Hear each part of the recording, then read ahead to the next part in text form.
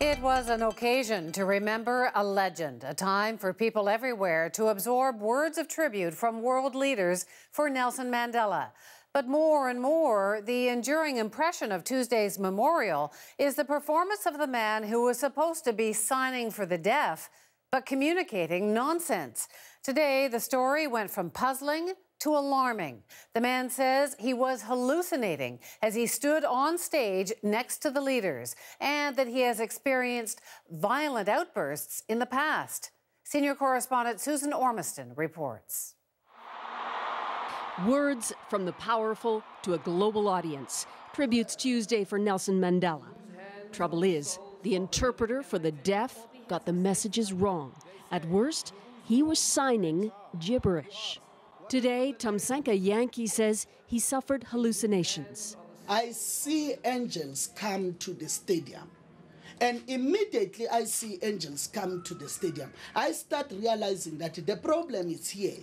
Jantjie says he is being treated for mental illness, and his episodes have happened before. Sometimes I will react violent on that place. Sometimes I will see like things like chasing me, and then I was in a very difficult position. Yet he was hired and accredited to stand right next to world leaders. The South African government won't say who hired him or checked his credentials.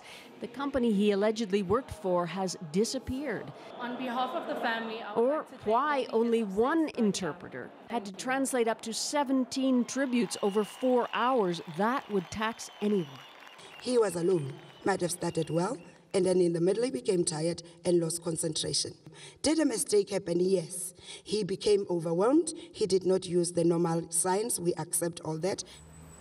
Deaf South Africa has complained before about Jantjie's interpreting last year. As for Jantjie, if I've offended anyone, please forgive me. But what I was doing what I believe is my calling.